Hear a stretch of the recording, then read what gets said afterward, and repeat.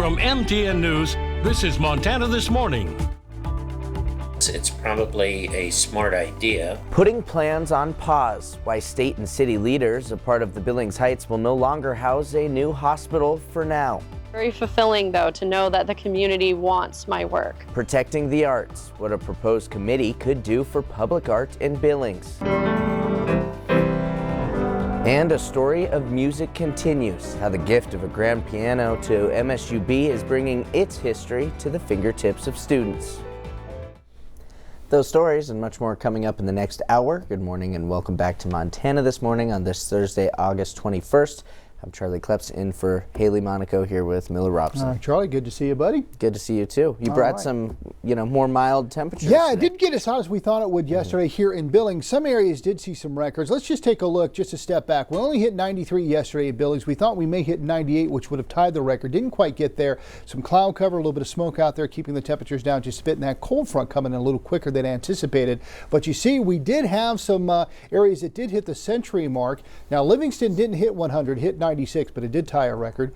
Baker 104 That's blew insane. that record of 95 right out of the water. Yeah, so cold front didn't quite affect Baker yesterday, but as we move forward, we have some cooler temperatures, very seasonal today and below average maybe for the next couple of days. Another shot of reinforcing cool air coming in from Canada. So a high of yesterday of 93, still about 8 degrees above the norm. Our low of 66, almost 10 degrees above average.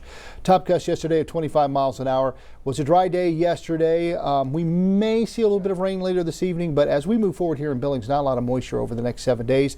Pretty much on target for the month and for the year. Of course, we're still ahead. We got the latest drought monitor coming up for you in just a bit. We're still in great shape here in Yellowstone County. Do want to pull it back about, 18 hours. Now, Havre is not in our viewing area, but I do want to show you some incredible photos. They came out of Havre yesterday from that storm. They did have a severe thunderstorm warning in effect late in the day. This is from meteorologist Eric Johnson from our sister station at Great Falls, KRTV. You can see the hail was piling up. They also had just over an inch of rainfall, so some folks having a little bit of fun kayaking down First Street there in Havre. Now, we do have a little bit of rain this morning in portions of our area, Rosebud County, southern Garfield. We do have some thunderstorms there, some heavy rain there in Sydney as well. But once this moves out, pretty dry stretch on the way and some cooler temperatures too. We'll tell you all about that with the main forecast coming up here in just a bit. Awesome. Thanks, Miller. Appreciate it. Yeah. New on Montana this morning, a late-night chase led police from both Yellowstone and Carbon counties. Now several people are under arrest. This is the damage left on their vehicle after that chase. The Carbon County Sheriff says the driver was traveling southbound from Yellowstone County on U.S. Highway 310-212. toward Red Lodge just before 10 o'clock last night. That's when the Montana Highway Patrol caught up with them and a pursuit started involving multiple agencies. At one point, Carbon County Sheriff's deputies were able to pop one of the suspect's tires with a stop stick device. That didn't stop them. The driver was able to keep going several more miles at high speeds before turning around to avoid another deputy waiting with an additional stop stick. Deputies were then able to detain several people from the car without further incident.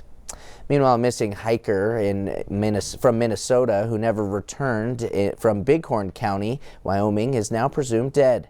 It's a situation we've been following closely for almost a month after Grant Gardner first disappeared. Gardner hiked through the Misty Moon Lake area, eventually summiting Cloud Peak on July 29th. He contacted his wife at that time, but has not been heard from since. The Bighorn County Sheriff's Office says they made the heartbreaking decision and difficult decision to suspend the search after talking with family and facing the reality that survival odds have run out. They say crews will now rest, but will continue to search when weather conditions allow and remain committed to bringing closure to the family. In continuing coverage, plans for a new state mental hospital in Billings have now been put on pause. Governor Greg Gianforte's office says the project isn't dead, but more information is needed before moving forward. The decision follows strong public pushback and other challenges. With reactions from local leaders and what could happen next, here's David J. The voices of local political leaders have reached the governor's office. No longer is this piece of land on Skyway Drive going to be the site for a state mental health facility. The Board of Investment's Executive Director Dan Villa made an announcement on Wednesday. To avoid acting without clear direction I recommend the board suspend any further consideration and forego further implementation of House Bill 5 until we receive written guidance. The guidance the Board of Investments wants covers some of the City Council's concerns. We had a chance to talk with some council members about putting the state mental hospital on hold or pause. It's probably a smart idea, and to be able to have the legislature and the executive branch decide actually what this whole thing is going to look like. Taking a pause, slowing the assessment down, getting a lot more community and stakeholder input is a really smart way to go. So I was very pleased to know that they listened, that they heard the concerns, and that they're willing to have slower, more thoughtful conversations. State Senator Dennis Lenz tells Q2 that he is puzzled by this announcement since the state has used the same formula on other projects for 25 years. It was in process, but we were not too far removed from the previous legislative session. And there's been a lot of work going on that. So that's kind of all at a pause. Councilman Scott Aspenleiter says he likes how things have progressed. Grateful to Mr. Villa for the way that he has handled this, and I'm grateful for him pumping the brakes until we can get a concrete plan in place coming out of DPHHS. And State Senator Mike Yakowicz says the hospital still may be built in the area. Yakowicz says it's not dead for Montana, and from my view, not dead for Yellowstone County. But for now, it's on hold. Everybody in Billings wanted it to be clearly see what it is. We're that close, and now we're on pause. In Billings, David J., MTN News. Meanwhile, Yellowstone County Commissioner Mark Morris has been front and center in the debate over this mental health facility. From the start, he's been one of the most vocal critics, saying there's no clear answers. After last night's meeting, Morris says he's relieved the state is hitting pause, believing more time is needed before any plans move forward. I think they need to come back and hold public hearings wherever that may be. Hopefully it's not in Billings. The state has provided no timeline as to when they may be ready to move forward with a potential project. In court news, a Wyoming man has now been indicted by a Sublette County grand jury on animal cruelty charges. 43-year-old Cody Roberts was involved in this infamous incident, posing with a live wolf with its mouth taped shut. He was also seen kissing the snout of the young female wolf in the Green River Bar in Daniel, Wyoming. It's a situation that drew national outrage, originally resulting in a $250 fine from the Wyoming Fish and Game Department. This morning, the latest on a class action lawsuit is now settled in Montana. It centers around providing kids with developmental disabilities a public education beyond the age of 18. We saw this firsthand in Billings with West High cheerleader Emily Pennington, who was almost denied graduation. Pennington, who has Down syndrome, nearly missed graduating back in 2022 due to the district's age-out policy. After a district policy change and new state legislation, this settlement, the Office of Public Instruction and the state of Montana will extend public education for students with disabilities through the age of 21. School districts must allow re-enrollment report progress by December. Advocates say the settlement brings Montana in line with federal law and other states.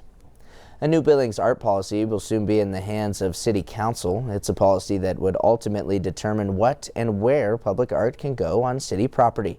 One group is proposing the plan in hopes of beautifying the city and deterring crime. Our Hannah Pettiferi talks with a local muralist who is passionate about sharing her work. For almost a decade, Elissa Leninger has been painting murals for the Billings community. I have probably around 10 murals in Billings. And now painting a mural for Miles City. By the time I'm finished, it will be a fairly intensive mural. This mural and all of her other murals taking hundreds of hours to paint. I have donated probably around 3,000 to 4,000 hours of my time. And taking the time to keep them looking new. There's a lot of upkeep on my murals, from washing them to cleaning up garbage and making sure that the environment stays nice for all of the passersby. Elissa says that's expected as an artist. They look almost as good as new by the time they're finished. And now the city of Billings is on the same page, creating a committee to place and care for public art just like this behind me. The idea is that this committee is going to have an interest and also knowledge of public art, that they can guide us in making these decisions. Elise Monat with the city says this is a policy for outdoor art on city-owned property. We need to make sure that we fit within the city's rules and regulations, but we also expand our ability to empower artists to kind of give these love letters to the community. City Council plans to discuss this more in September. In the meantime, Elissa hopes this proposal pleases the people of Billings. When we have a hand-picked committee that gets to decide this, they might not reflect the desires of the community members. This is their town, it's their art, and it's their home, so they should have a say as to what goes up in the community. And continues bringing this kind of beauty to the Magic City. It's very fulfilling, though, to know that the community wants my work and that they're willing to give of themselves to make that work happen. In Billings, Hannah Pettiferry, MTN News. A battle is brewing in Montana's Crazy Mountains, one decades in the making. Like many places in the Treasure State, family farms and ranches near the Crazies are being gobbled up by large corporations and millionaires. That alone has troubled many, but as MTN's Kagan Harsha reports in this morning's Montana Ag Network report, fears are now escalating as one ranch expands its footprint beyond the foothills of the mountains to the heart of the wilderness. They tower majestically over the plains, beckoning visitors to explore. They're one of the most rugged mountain ranges and one of the most amazing places. But to learn exactly why so many are crazy about the Crazies, you have to get your feet dirty. They still have that wild call and lots of stream.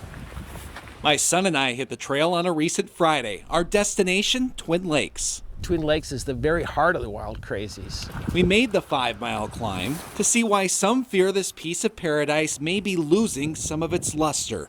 And once we arrived, we couldn't miss it. You can't stand at the lake and look to the left and not see it. A one-room log cabin perched upon the lake's east shore. To me, it's a bummer to see the cabin up there because I was always taught, leave no trace. Tyler Cottrell has been hiking here the last 8 years and could only watch as the forest gave way to a foundation. The thing for me is that it takes the wild out of the wilderness. It starts to set a precedent. John Gatchell has watched the cabin's construction with concern.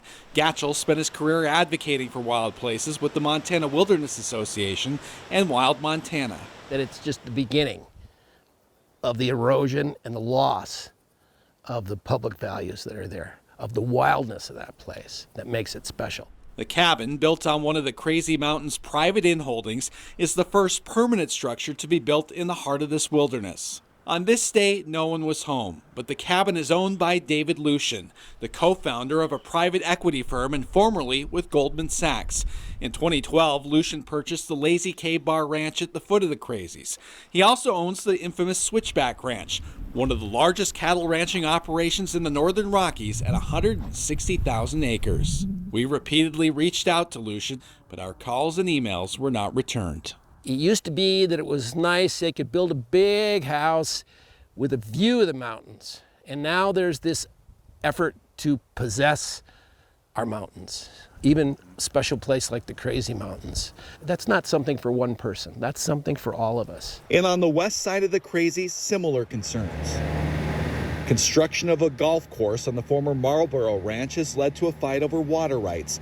That ranch now owned by the same parent company which owns the infamous Yellowstone Club near Big Sky. It's a symbol of what we fear, the privatization of our wildest public lands, yeah.